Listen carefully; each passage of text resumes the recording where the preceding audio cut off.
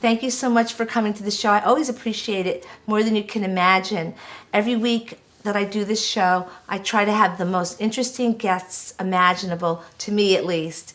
Today I have a wonderful guest. His name is Holmes Lindsay. He's a spoken word artist and an actor, and I would say he's on the fast track to stardom.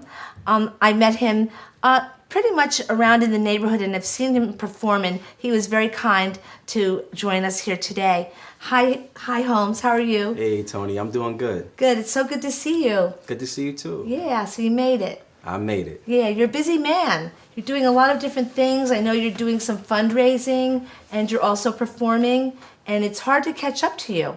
You know, I'm very fortunate to have you here because I think I grabbed you in the gym in the middle of a workout and said, Right. hey, gotta have you on my show, and you said yes.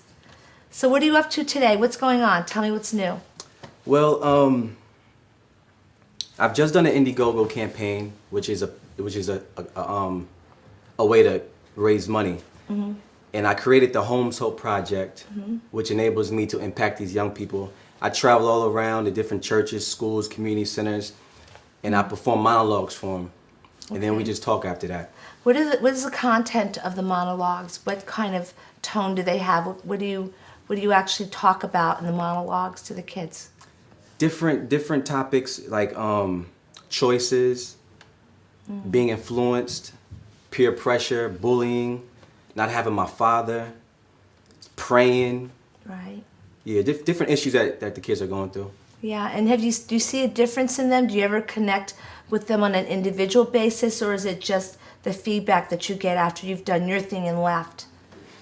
Oh no, it's interesting because when I'm performing, when I look into the crowd, certain ones are like really like Yeah. looking, Yeah. or they could be about to cry, and some of them start laughing. It's nervous laughter sometimes Yeah. because I get real passionate sometimes. Yeah. But yeah, I definitely do connect with them.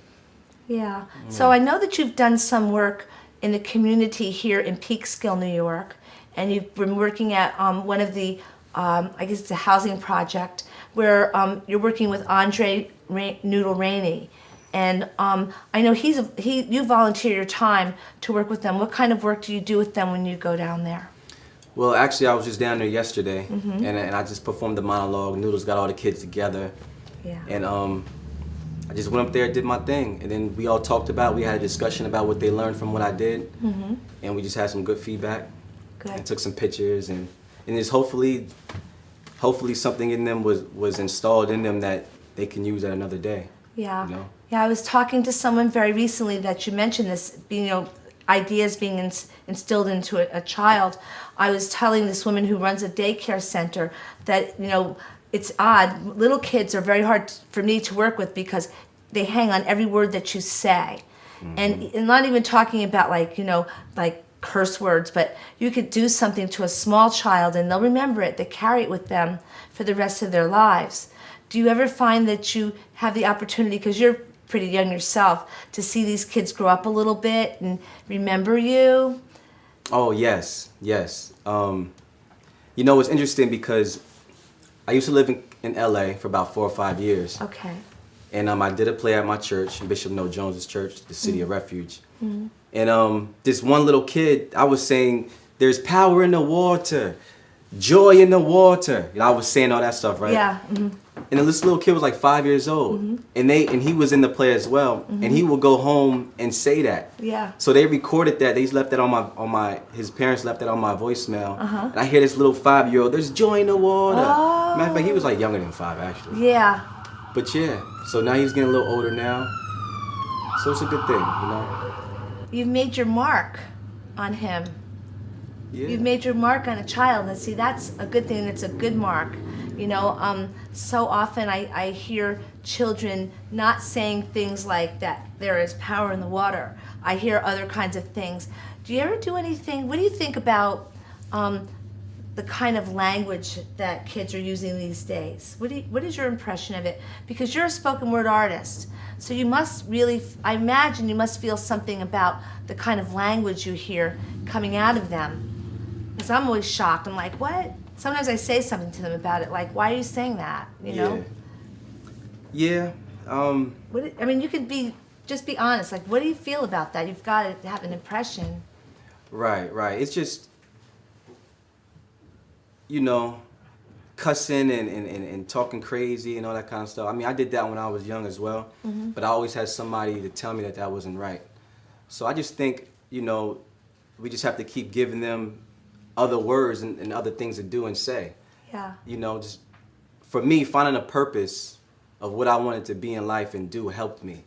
Yeah. And that was acting. So if I'm involved in acting, if I'm involved in a purpose, I'm not using certain language because I'm not around certain people. I'm not in the streets, or I'm not doing this. I'm doing this. You know, so I figured kind of help them change what they're doing and their language will change. Yeah. Yeah. What other kinds of problems do you see? Because there are there's a lot of challenge over, I don't want to say the name of the place down the block at the housing project. These children are challenged by a lot of different things. Some people call it at risk. You know, what is your impression of that? What do you think? How do you think spoken word is really helping these kids? Because it's very popular, spoken word. You know, I'm always surprised to see that they love poetry, they love rap, they love spoken word, and then you come along and you've put it all together into a whole acting. I've seen you perform. Do you see any of them as aspiring to performing arts? Yes. I just think as far as monologues go, it's just a way for me to become them, and it's just a way for them to relate to the situation, the scenario that I'm portraying. Yeah. So they're open. Yeah. They're open, and I find that they trust what I'm doing, you know? They haven't been shut down yet. How did you get involved in acting? How did this happen? How did you get the acting bug? You know, I've always wanted to be an actor all my life. I remember standing up at the dinner, it was Thanksgiving table, and I told everybody I'm going to be an actor. So it was just always, half the time when I was in school, I was acting up. Oh, But, yeah, okay. it's just, you know, I've always wanted to be an actor, and I'm acting. Yeah. You're performing. Yeah. Yeah, that's good. Are you any plays? Tell me about some of the plays that you've been in or some of the things you've written. I know you've written a lot. So tell me more about that. Well, I can tell you a little story. I was in LA, and I was on my way to rehearsal for a play called Jungle Kings. The writer is Rainn Wilson, beautiful writer. And I'm on my way to rehearsal, but at first I had to stop at a store to get a fresh white tea. Because I used to always love to rehearse in fresh white teas, right? So I'm going back and forth with the owner. He wants me to spend $5 for the white tea. I just want to spend $4 for it. So all of a sudden, I hear, don't take that, regulate. And I look, it's like this 16-year-old kid in there, right? So I figured, I said to myself, I'm causing a little unwanted attention. Let me just pay this $5 and get out the store. I paid the man $5. I'm walking out the store, I get to my car. And the young boy was like, hey man, you got $1? I'm like, all right, cool, man, I'll give you $1. So I reached in my back pocket and my wallet wasn't there. So I ran back into the store and my wallet was sitting right there on the counter. So I'm thinking, I'm glad he asked me for $1. So I take out the dollar, put my wallet back in my pocket, and as I'm walking out of the store, the owner says, watch that guy. So as soon as I walk out of the store, I seen him and I said, God bless you. God bless you, brother. And he was like, huh? I said, God bless you, brother. And he was like, I can't believe you just said that, man. My mother just told me that when I left out the house. Can I shake your hand, man? And I looked at his hands. They were real dirty looking. And I'm like, nah, man, I'll give you the pound, though. You get the fist. He was like, come on, man. Just let me shake your hand, man. So I was like, all right, cool. Plus, he had his friend with him on his bike. So I'm like looking at them both. But I shook his hand, right? I'm shaking his hand. And I noticed that he was getting a little emotional. So I was like, you know what? Let me pray for you. So I started praying for him. Lord, just open up his gifts. Open up his talents. Let him know you're there for him, God. That he ain't got nothing to worry about, Lord. And he starts crying. And then he takes out of his pocket a big, long screwdriver, and he throws it on the ground. So I picked up the screwdriver. I said, you ain't going to need this. I put it in the car. And I was telling him, he was like, yeah, you know, I didn't know what I was going to do out here. I've been drinking. I just got in a fight with my mother's boyfriend. I just don't know what to do. And I was like, man, it's going to be okay. You know, I didn't do a lot of things when I was young that wasn't right, but I made it out, man. There's hope for you, man. And he was like, hope. And he just starts crying even more, like a big baby over the word hope. So I'm figuring that's what they need, hope. Yeah. You know? Don't we all? Just hope, man. Yeah. Just to know that you can make it. Just to know that somebody loves you. Just to hope to know that you can be successful in life. It's good that you take the opportunity when it presents itself to actually make a difference in someone's life. I think that that's so important at every age. So you actually were able to connect with this person. I imagine he'll never forget you. I can't say for sure that he's changed, but we would hope that, Yeah. Hope again. That's what we would hope for. Do you find that when you work with, when you do a performance for a bunch of small kids, you look into the audience of children or people? Do you find it's easy or difficult or meaningful? What do you feel when you connect with them as a performer? Because I know as a performer, you really have to connect with individual people, even though you're speaking to a full audience. Tell me how you go through that process. Yes, that's actually what I love to do. Depending on who's in the crowd, I'm able to improv to cater to the audience. Mm-hmm. Like if I see more girls there, I have things that I can say to girls. If I see more, boys there, I have things that I can say to boys. Mm-hmm. Excuse me. So yes, I definitely have to connect with them for it to be real for me. Yeah. Do you hope to have children of your own someday? Oh, absolutely. Yeah. You have a little time to wait. Well, you don't have to wait, but some people don't. Yeah, when I find my wife, it's on. Yeah. 'Cause I definitely need a Holmes Lindsay V. Because Yeah. I'm Holmes Lindsay IV. Oh. And my father's a third, right? And when I was a little younger, he told me, when you have a son, you have to name him the fifth. Right. And I was like, Dad, I ain't gonna do that. And he was like, all right, if you don't name your son Holmes the fifth, then I'm taking you off my insurance. Ooh. So I was like, all right, Dad, I'm gonna name him Holmes Lindsay V. Off her insurance, you mean off of his? So you were to get the insurance policy. Yeah. Oh. If I don't keep it going, Yeah. I'm off. Okay, so you will name the fifth. You should do that. Absolutely. That's not unusual. That happens in a lot of families. Unless a girl comes out first, then what are you gonna do? Holmesette. Holmes. You can still name her Holmes, right? It's like that's not I necessarily. don't know. I don't think that's gonna work. No, Holmesella. Holmesella? Homzetta. Homezetta. Homzetita. Homzetita. Yeah. Just no. put a Holmes in there, right? Yeah, Holmes in there, middle name Holmes. No, very interesting because a lot of times I feel that parents are very egotistical when they name their children. They really do want to pass on not just their seed, but it's like a legacy. Yeah. Especially when people are doing good things like you. I mean, I think that it's a good thing. It's not just about the epitaph on the grave. It's Right. really about what you're doing throughout life. So, what do you aspire to as an actor? I see myself all over the world. And I see myself in stadiums, helping people. People are leaving changed. Yeah, that's what I see myself as an actor. Just really, I just want to be somebody respected as a person. Yes. With my character, and I definitely want to go far as acting goes, as far as being in films and TV. Right. Absolutely. You certainly have that legacy of Holmes Lindsay to carry with you. Yes. So I guess that puts a little bit of added, I'll say, incentive to do a good job. I won't say pressure, but incentive to do a good job. Because Right. you feel that it's expected of you. Because I find that many people that go into any form of art, whether it's visual art, performing art, or spoken word, they seem to feel some sort of it's almost obligatory. They feel that it's expected of them to do well. Well, I would say that is, I have so much family support, so many people that love me, so many people that's been there for me, and I've hurt a lot of people, and You've hurt a lot of I've people? hurt a lot of people. Yes. Okay, you've broken a lot of hearts? Yeah, just from like 15 to 26, I just wasn't living right.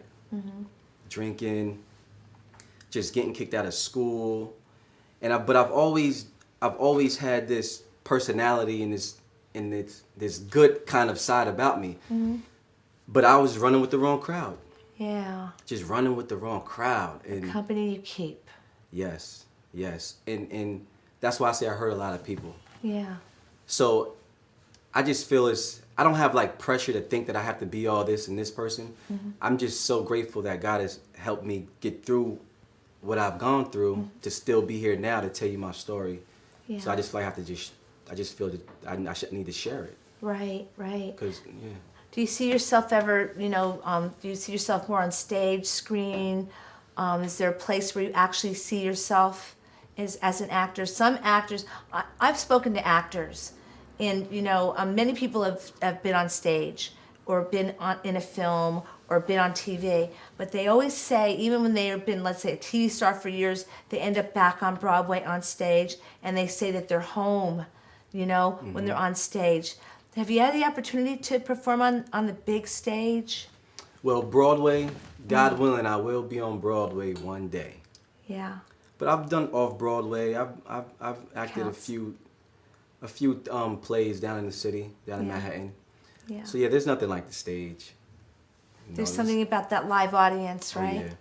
yeah. Yeah, especially if you're a good actor, Yeah. and I've seen you perform. Now, the piece that I saw you perform was a piece that had to do with about fatherhood or being Right. fatherless as a child.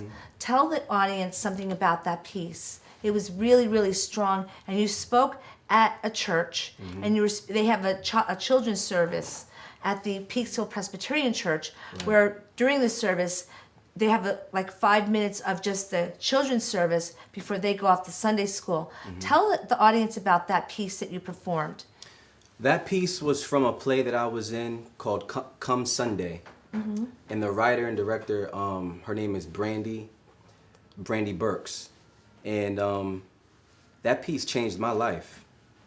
We performed that at Bishop Noel Jones's church, big mega church. And that piece is dealing with the choices that I made in life. And why am I making these choices? Is it because my father wasn't there? So I'm trying to find a reason of why I'm going through what I'm going through. Yeah, Because I really don't want to go through it, right. but I'm caught in that cycle. Why? Why am I caught in this cycle? Is it because you, Dad? Yeah, yeah, and you said that a few times, I think, within the act. It's like a monologue, but it's a real performance. Right. It's almost like you can sense that whoever you're talking to, I don't know how you internalize it, who you have in your head as you do it, because it's almost as if that person is right there, that father that you're trying to speak to is right there, and you feel like you can almost feel that person. So how do you internalize, what goes on internally for you when you do a performance like that? You have to actually get into character when it seems that maybe you're being yourself, but there's no way to really know. Right. Well, my father's always been there in my life. Which is a good thing. From day one. It's a blessing. Yes, it's a it mitzvah, is. for It is a real. blessing. So the way I connect with that is I'm able to connect it just from being in the atmosphere of, I have a lot of friends that haven't had their father. So I can just connect with that as there's something else that I could be missing, and I can just replace it as the father in the Yeah. piece. Yeah. There's a lot of things that I personally could be missing, and that has to be my father. It could just be my relationship with myself. Yeah. So you're truly the method actor. Yeah. Stanislavski himself, right? Well, just Oh, about. It's like that because you really can really feel it. You're a good actor. So have you done many auditions in the past couple of years? Have you gone to anything, that you remember that you really wanted, you didn't get, or something that you really wanted that you did get, or something you didn't think you were going to get, but you got? Well, I auditioned for Tupac about last year or 2 years ago. That felt like the audition of my life. Oh, I bet. So they're still casting for that right now. But it just felt good to go in there and give it a shot. Yeah, they're still casting for it. They haven't. Right. Yeah, so you might get a call back. Well, I may get another audition because now they've switched casting directors. Okay. But right now I've been just trying to create my own opportunities and just trying to give back to the community, like trying to be of service, not sales kind of thing. Yeah. And I think if I just keep giving back, opportunities will come. Yeah. So you feel that it's like paying it forward in a sense. Yeah. And it's what I true. love to do anyway. Yeah. So it's just in me. It's just in me. I would say so. So, do you want to maybe recite something that you have off your head for us, just to give us a little bit of the flavor? Yeah. Putting you on the spot, because it's what I do. That's right. Lord, please help me do right. I know what I'm doing is wrong. I just want to do the right thing. I don't want to die out here in these streets. I have so much hurt, and I'm so angry. And I know I have to forgive. I have to forgive you for what you've done to me. So, you telling me, in order for me to move on, I have to forgive you for what you've done to me.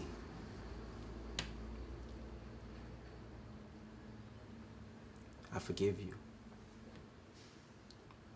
I forgive you because today I'm loving myself. That's right. So we're loving and we're forgiving. We're loving and we're forgiving. We're loving ourselves and we're forgiving ourselves. And the way to know that you're loving yourself is there's certain things you will not do.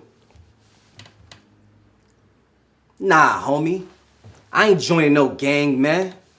I love myself. Drugs? What? Man, I ain't doing no drugs, man. I love myself. Hey, girl. You look good, you know. Pretty fine and everything, pretty feet and everything. But I'm in school right now and I'm focused on my sports and I can't really have no girlfriend right now. You understand? I love myself. Mom, Dad, I just wanted to come and tell you that some kids at school been kind of bullying me, and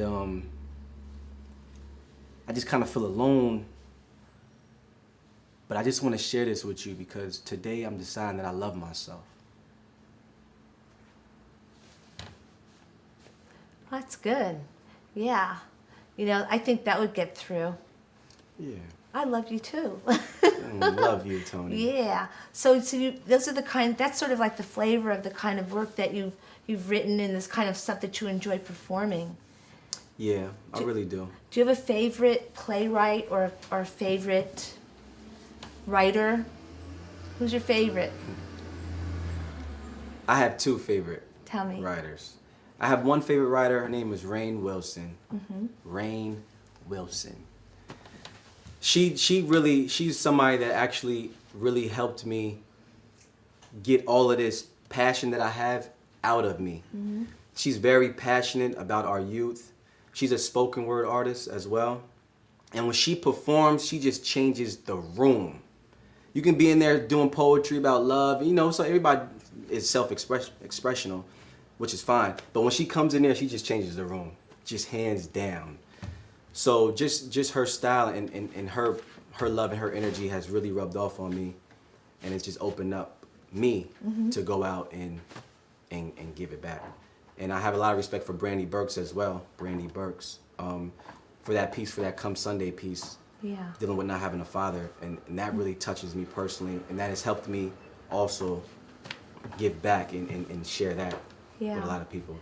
There are a lot of children that need a father figure and sometimes reach out to someone that's, very positive, and that person often reaches back. I've seen this a few times in my life and becomes their father figure, although they might be somewhat reluctant. It's a huge responsibility to do something like that. Mm-hmm. I imagine at some point you'll have children of your own. Yep. Yeah, and you'll be the father figure, and so you never know what's coming around the corner. I'm not trying to marry you off or anything like that. And don't look at me like that. My kitchen is closed, but whatever. Okay. I'm just saying.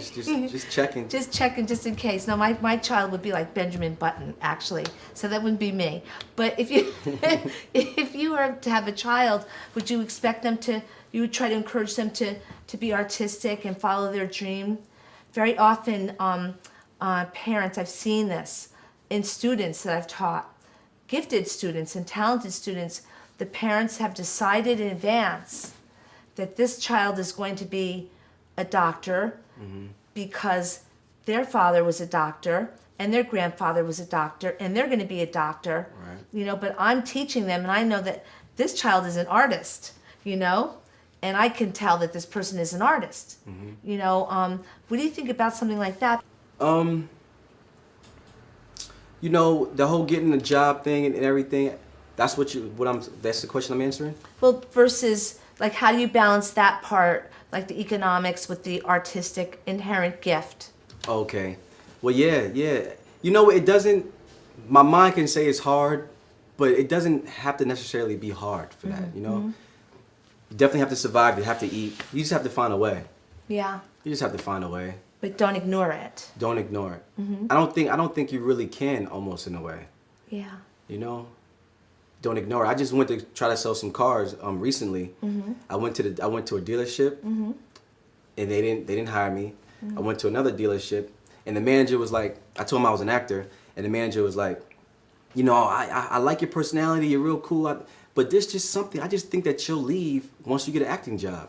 And my mom like, you're right, you know, I'm out. But I need money, right? So I'm willing to work. Yeah. So then I left that dealership, I went back to him, and then he said the same thing. So it was just one of those things, it just wasn't meant for me to work at that dealership. And that's when I did the Indiegogo, and that's when I had a successful Indiegogo campaign. I raised over $5,000 in 30 days. That's amazing. So if I was working at that dealership at the time, I wouldn't have been able to do that. Right. It does take away from what you actually do.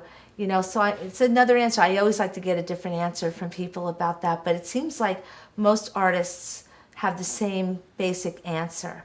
You know, you're doing a good job, and I think obviously you're supposed to be a performing artist, and I think that should be your main gig. And I don't care what anybody says. That's right. You know, because take that. You're doing a fantastic job. You know, and I thank you so much for coming and speaking to us, and also doing that brilliant reading. Where are you going to be next?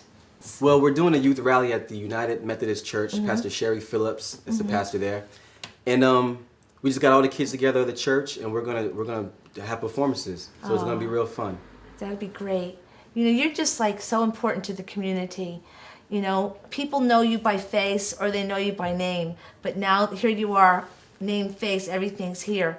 You're really important to the community, especially considering your volunteer work down at the Kylie Center. I think that's fantastic.